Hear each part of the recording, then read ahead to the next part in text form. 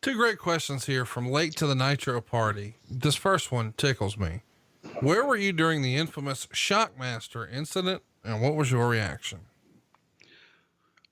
Well, I was by a monitor somewhere because I saw it when it happened, and the thing I'll never be able to get out of my mind is in the background, the audio was still playing, and all I could hear, correct me if I'm wrong, was Davy Boy Smith saying, "He busted his fucking ass." And that came across air. Now, everybody was rolling, but in a single swoop, this poor guy who was a monster, I mean, the was 6'8", 400 pounds or whatever he was dead in a minute. And the guys were all back there rolling, and it was a calamity of sorts, that's for sure.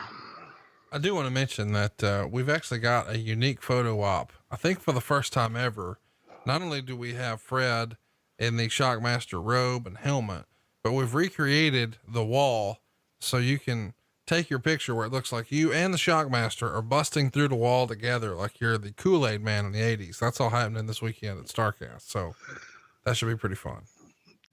Yeah, we got to laugh about it. And I think Fred was, smart enough to not oversell it back when it actually happened. Because what are you going to do? It's done. It's on live television, and the moment has passed. So I'm sure he didn't worry about it too much. And it'll be a fun time for the people that do remember, because it's one of those yuck moments of time that we've all been involved in.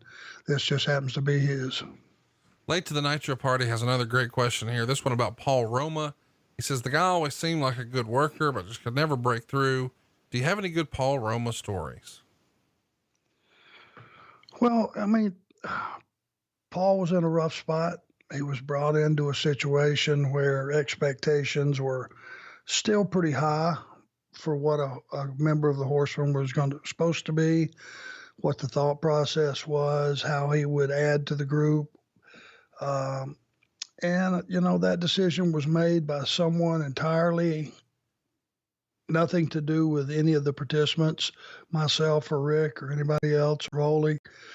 So, everybody had their own reason for doing what they did. It was a good spot for him, but I don't think he ever really enjoyed it or felt comfortable in it. And I thought he made a much better partner for Paul Orndorff, and they had a nice little run when ours was over. So, hey, it's not up to me to judge, who was a good horseman, who wasn't. I think it's ultimately up to the test of time and the fans themselves to decide who they liked in that role, what group of horsemen were their favorites, which were their least favorites. And I had no problem. I could do business with anybody.